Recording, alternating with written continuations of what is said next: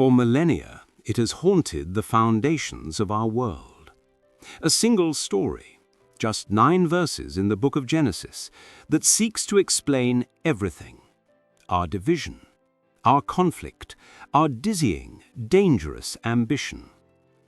It is the story of a time before time when humanity was one people, one family, speaking one language, and driven by one singular, terrifying goal: to build a tower that would pierce the very vault of heaven. This, we are told, was the Tower of Babel.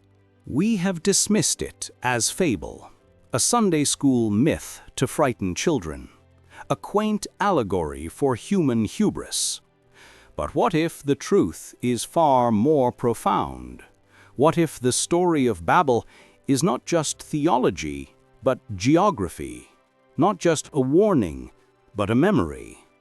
What if, buried deep beneath the sands of war-torn Iraq, the physical evidence of this structure still lies, waiting?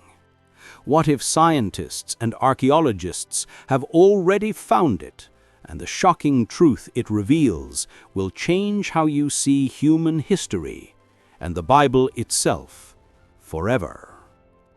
We are embarking on a monumental journey. This is not a simple video. This is a deep dive expedition, a 6,000-word archaeological and linguistic quest. We will dissect the ancient biblical text, verse by verse, as a blueprint. We will walk the very ruins of the most famous city in human history, Babylon.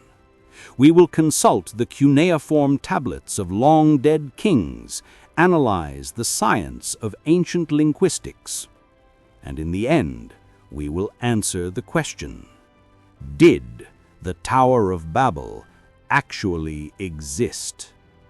The answer is a definitive and complicated yes. And the identity of that tower, the real structure behind the legend, is more staggering than any myth. Our search begins not with a shovel, but with a text.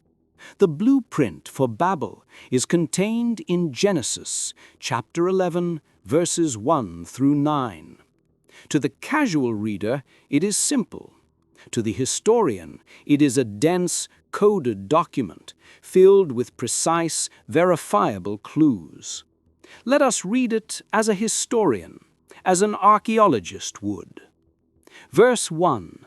Now the whole world had one language and a common speech. The first clue. The story is set in a primordial age, a monogenesis of language.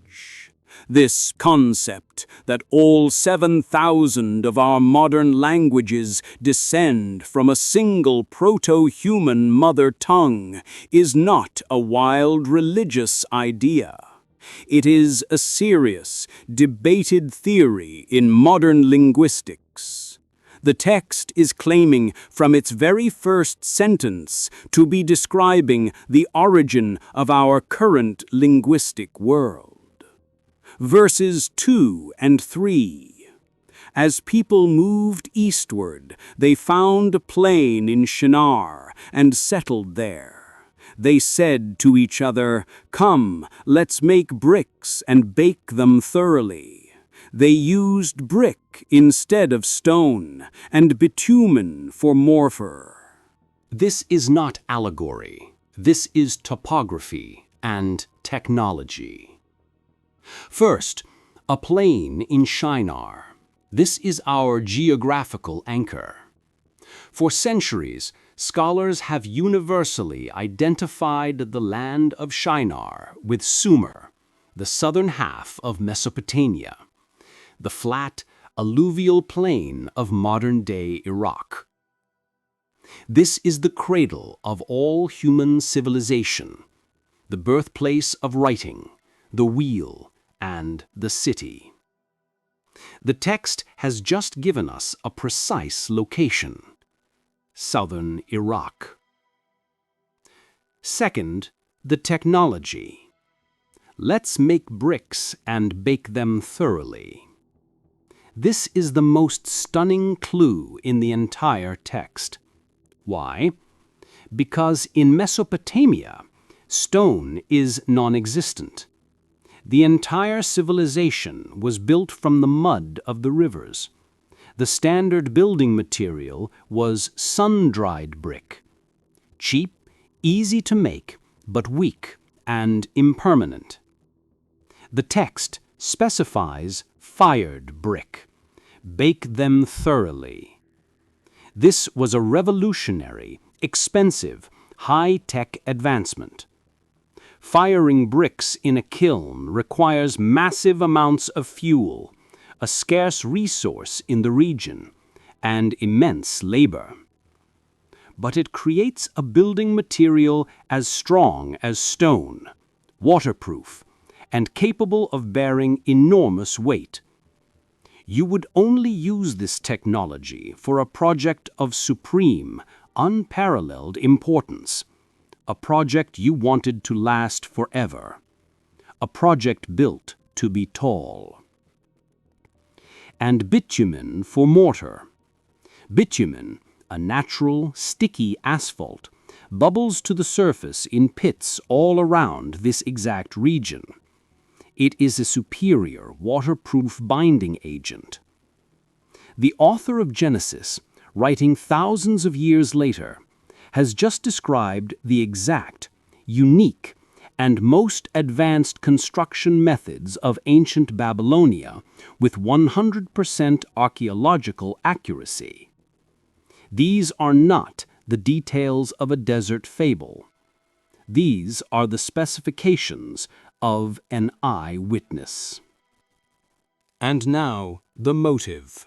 Verse 4. Come, let us build ourselves a city, with a tower whose top may reach unto heaven. Let us make a name for ourselves, lest we be scattered over the face of the whole earth. This is the psychological core. The motive is not, as many believe, to literally invade God's home. The ancient Mesopotamians were not so naive. The phrase, reach unto heaven, was a common idiom for a building of staggering symbolic height. The key was the structure's function. In their worldview, the gods lived in the heavens, and the world of the dead was below. The king, the high priest, was the mediator. A ziggurat, a temple tower, was a functional, sacred machine. It was a man-made mountain on the flat plain, a stairway. Its summit held a temple, a gate of the gods, or Bab Ilu in Akkadian, the origin of the name Babylon. This was a place where the god could descend to meet humanity, and the priest could ascend to meet the god. But the motive in Genesis is corrupted. It is one of human hubris. Let us make a name for ourselves. This is a monument to humanity, not to God. It is an act of defiance, a grasp for immortality and fame. And a second, crucial motive, lest we be scattered. It was an attempt to create a central unifying point, to force human unity through a colossal act of engineering. It was an act of political control to prevent the natural migration and expansion of humanity. They were building a capital for a one-world government. The divine intervention. Verses 5 through 8. But the Lord came down to see the city and the tower. The Lord said, If as one people speaking the same language they have begun to do this, then nothing they plan to do will be impossible for them. Come, let us go down and confuse their language, so they will not understand each other. So the Lord scattered them from there over all the earth, and they stopped building the city. The story presents this as a divine judgment, but look closer. It is also a statement of profound, almost fearful respect for the power of unified human ambition. Nothing they plan to do will be impossible for them. The story of Babel is the story of God intervening, not because humanity was weak, but because they were becoming too powerful, too fast, and for the wrong reasons. Their unity, built on pride, was a threat to the divine plan. The punishment, the confusion of tongues, is the central mystery. Was this a single, supernatural flash of divine power that fractured human language in an instant? Or is it a poetic description of a historical process? The text has given us our clues: a location, Shinar; a specific technology, fired brick and bitumen; a specific architectural form, a tower to the heavens. The blueprint is complete. Now we begin the dig. If we are to find Babel, we must go to Shinar. As we established, this is Mesopotamia, the land between the rivers, the cradle of civilization. Here, in this flat, sun-scorched land, dozens of cities rose and fell: Eridu, Uruk, Lagesh. And each city had a beating heart, a sacred center, a massive stepped pyramid we call a ziggurat. It's vital to understand what these were. They were not the pyramids of Egypt. The Egyptian pyramids were tombs, sealed monuments to a dead pharaoh. A ziggurat was a living, breathing, functional piece of sacred architecture. It was, quite literally, a man-made mountain. Why a mountain? Because in the Sumerian and Babylonian religion, the gods were thought to live on mountaintops, but in the perfectly flat plain of Shinar, there were no mountains. So they built their own. Each ziggurat was a stairway to heaven. The name of the ziggurat at for example, meant house whose foundation is clad in terror. The ziggurat at Larsa meant house of the link of heaven and earth. These were not unique follies. They were the signature architecture of an entire civilization's faith, built over millennia. So the story of Babel was not describing a unique type of building. It was describing the most famous and most ambitious example of a ziggurat. This fact alone tells us that the story of Babel is, at its core, a Mesopotamian story. And that brings us to the prime suspect, the greatest city of the ancient world, a city whose name became synonymous with sin, luxury, and imperial power: Babylon. In the Akkadian language, its name was Bab-Ilu, meaning the gate of God, a perfect match for the tower's function. The city of Babylon was ancient, but it entered history's center stage under its famous king, Hammurabi, around 1792 BC. It is very likely he built, or perhaps rebuilt, a ziggurat in his city. But this is not the tower that would become the legend. Generations later, Babylon was conquered, destroyed, and rebuilt. It fell into ruin. But in the 7th century BC, a new dynasty, the Neo-Babylonian Empire, rose to power.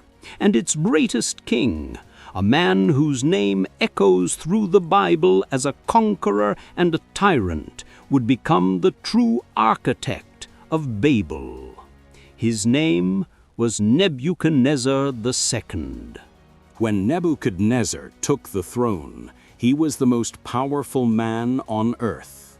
He commanded an empire that stretched from Egypt to Iran, and he embarked on the most ambitious building project in human history. He was not just a king, he was an architect, and he was obsessed. He wanted to make Babylon the literal wonder of the world, a monument to his power and the glory of his patron god, Marduk.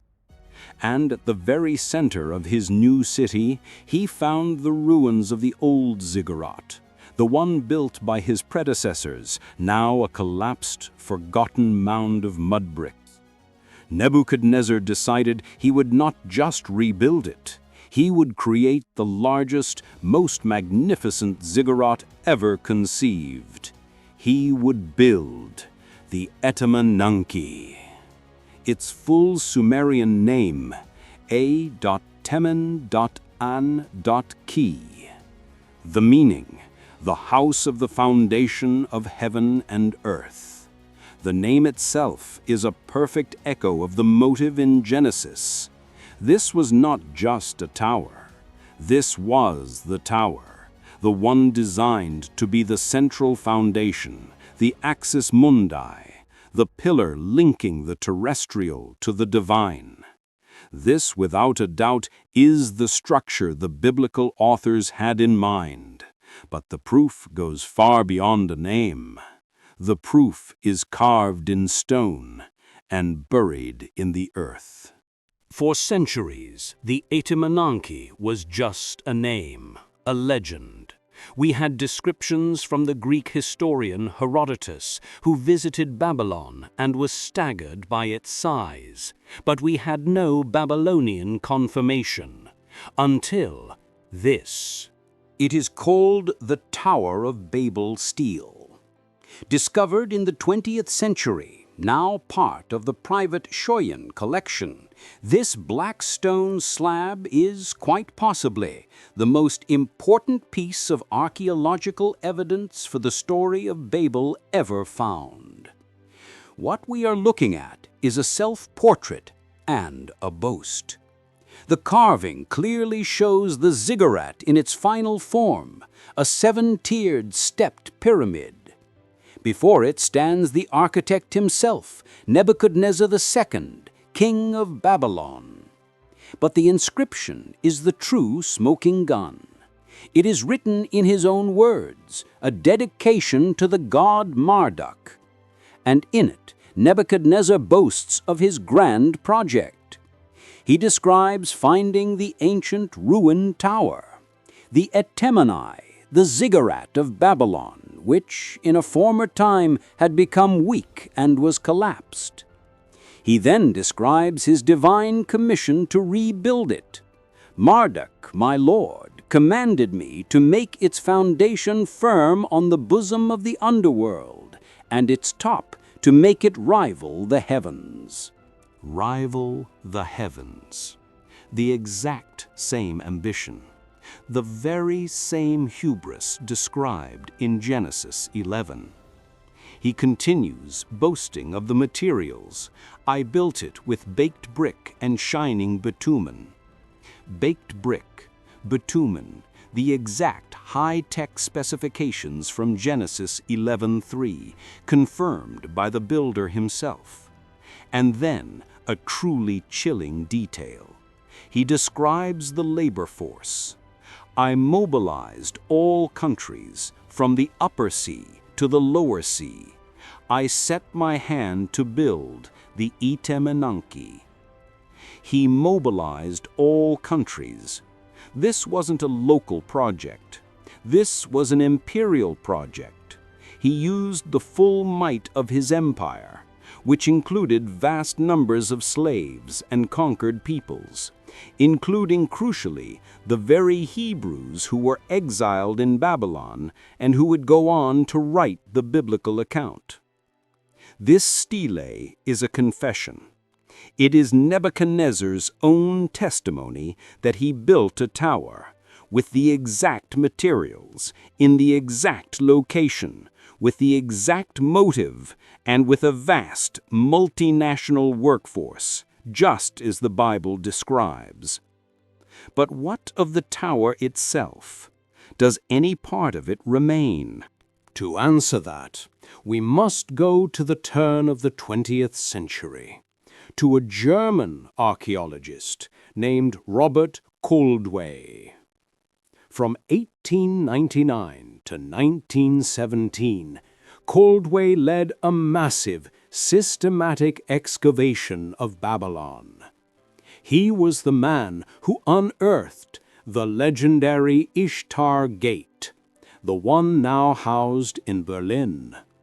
He was a methodical, brilliant archaeologist, and in the center of the city he found a hole, a massive, square, watery hole in the ground.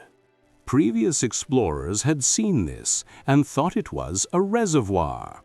But Koldewey, using his maps and ancient texts, realized what it was. It was the footprint of Etemenanki. The Ziggurat itself was long gone, its precious fired bricks cannibalized by locals for centuries, even used by Alexander the Great's men. But the foundation, a structure of truly mind-boggling scale, remained. Koldewey's measurements were precise. The foundation was a perfect square, 91 meters on each side. That's 300 feet, larger than a modern NFL football field. From this foundation, and from the description on the Babel stele, archaeologists have been able to reconstruct its dimensions. The ziggurat rose in 7 tiers to a final staggering height of 91 meters, 300 feet. It was a perfect cube, as tall as it was wide. It is almost unimaginable what this means. In a world of 1- and 2-story mud brick homes, Nebuchadnezzar built a 30-story skyscraper.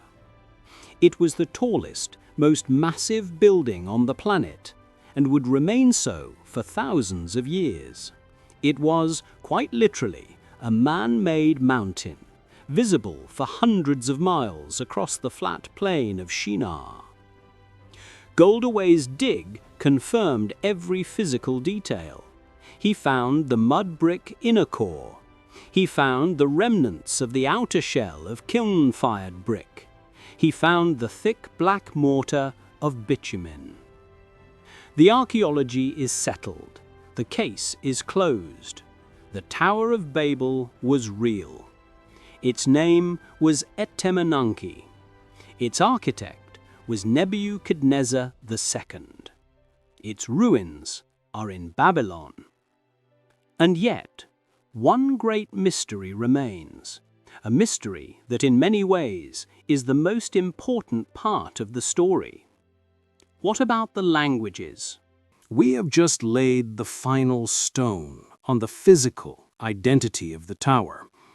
We've proven, through archaeology and the king's own confession, that the structure behind the myth was terrifyingly real. But this is only half of the story. The greatest mystery, the confusion of tongues, remains. We are about to enter the realm of linguistics, psychology, and the deep, hidden meaning of the text. If you are finding this journey valuable, if you believe these deep dives into history and scripture are essential, then I need you to join this expedition. Smash that subscribe button and hit the notification bell. We are a community dedicated to uncovering the blueprints of our past to understand our present. Don't miss what's coming next. The story of Babel is, above all, an origin story for language. Genesis 11:7. Come, Let us go down and confuse their language, so they will not understand each other. For the literalist, this was a single supernatural event, a bolt of divine intervention that instantly fractured a single human language into the thousands we have today. But what does the science of linguistics say? Modern linguistics also has a one-language theory. It's called monogenesis. This is the hypothesis that all 7,000+ human languages spoken today ultimately descend from a single proto-human or proto-sapiens language. This mother tongue would have been spoken by our ancestors in Africa, perhaps 50,000 to 100,000 years ago. As humanity migrated out of Africa, journeying from the east, or in this case, from the south, their languages naturally, slowly, and beautifully evolved and diverged, creating the rich tapestry we have today. This process is slow, organic, and predictable. It is not the result of a single sudden event. So is the Bible wrong? Is this a direct contradiction? Or are we reading the text too literally? Let's explore two alternative theories. Theories that connect the real history of Etemenanki with the real mystery of language. This is the simplest explanation. The story is a powerful allegory. The tower is human pride. The confusion is the natural state of human affairs. All great projects, all empires, all attempts at forced top-down unity eventually collapse under the weight of their own complexity. They collapse into miscommunication, infighting, and confusion. In this view, the author of Genesis used the famous and failed Etemenanki project, a well-known symbol of hubris in the ancient world, as the perfect backdrop for a timeless parable about the dangers of pride and the origins of human division. It's a profound, true, and compelling interpretation. But it may not be the whole truth. Because there is another theory, a theory that is so much more powerful because it suggests the confusion of tongues was not a supernatural punishment after the project, but a real-world historical feature of the project itself. Let's reread Nebuchadnezzar's own words from the stele. I mobilized all countries. Let's remember who was writing the biblical account. They were Hebrew scholars living as exiles in Babylon at the time this tower was being built. They were not just observers of this project. It is almost certain that, as a conquered people, they were forced laborers on it. Now, picture the scene. Nebuchadnezzar, in his quest to build his monument, didn't just use Babylonian workers. He used the full, brutal power of his empire. He conscripted and enslaved tens of thousands of people from every nation he had conquered. At the base of the Etemenanki, on any given day, you would not have one language. You would have a cacophony. You would have foremen shouting orders in Akkadian. You would have stonecutters from Egypt speaking Egyptian. You would have bricklayers from Elam speaking Elamite. You would have slaves from Judah speaking Hebrew and Aramaic. This wasn't a unified workforce. This was a chaotic, oppressive, multi-ethnic, multilingual slave pit. Imagine the experience of the Hebrew slave. It would be an experience of total confusion, a confusion of tongues.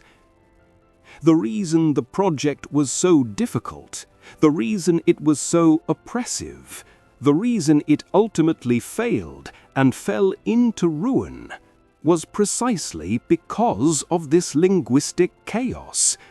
The confusion of tongues wasn't the punishment for the tower. The confusion of tongues was the method of its construction. In this brilliant, powerful interpretation, the author of Genesis performed a masterful act of theological judo. He took the defining symbol of Babylonian power, the Etemenanki, and turned it into a symbol of Babylonian weakness. He looked at this chaotic, oppressive building site where a proud king forced slaves from every nation to build a monument to his name, and he reframed it. He said, "You see this chaos? You see this miscommunication? This is not strength. This is a divine curse.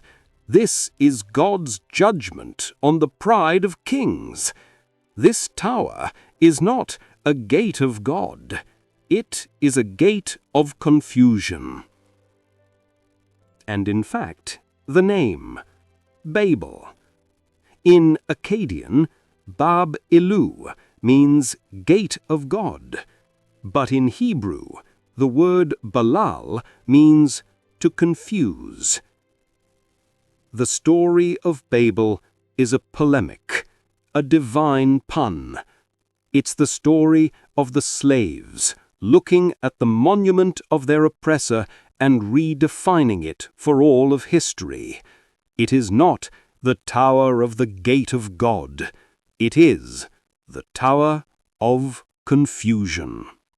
The Tower of Etemenanki is gone. It is a hole in the ground in Iraq, a memory on a stone tablet. But the sin of Babel, the hubris of Babel, is eternal. The story's core warning was never about building tall buildings. It was about the motive. Let us make a name for ourselves. It is the warning against humanism replacing divinity. It is the warning against projects built on our glory, not a higher purpose.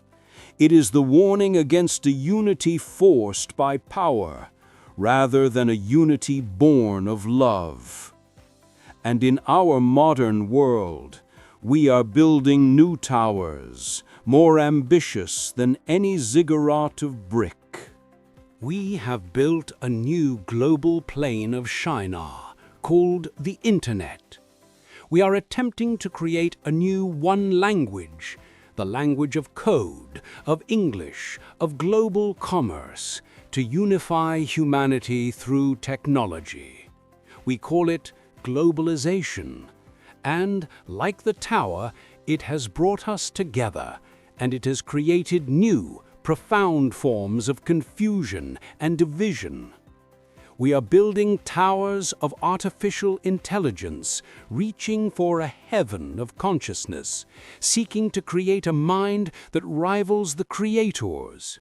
We tell ourselves we are solving problems, but are we, like those ancient Babylonians, just trying to make a name for ourselves, to ensure nothing we plan to do will be impossible for us? We are building towers of genetic engineering, seeking to edit the very blueprint of life, to become the masters of our own creation, to eat from the tree of life and live forever on our terms. The story of Babel is not a story about the past. It is a story about right now. It remains the ultimate warning that any project, any civilization, any technology built on a foundation of human pride, detached from a moral and spiritual anchor, is destined for one inevitable end. Not a lightning bolt from heaven, just collapse, a slow, agonizing decay into miscommunication, division, and confusion. So, did the Tower of Babel exist? Yes. Its name was Etemenanki, the Ziggurat of Babylon, the house of the foundation of heaven and earth. It was a real place, a physical structure, built in a real city by a real king. The proof is undeniable. The location, Shinar, is Mesopotamia. The materials, fired brick and bitumen, are confirmed by the builder's own stelae and by archaeological digs. The dimensions made it a literal skyscraper, a wonder of the ancient world.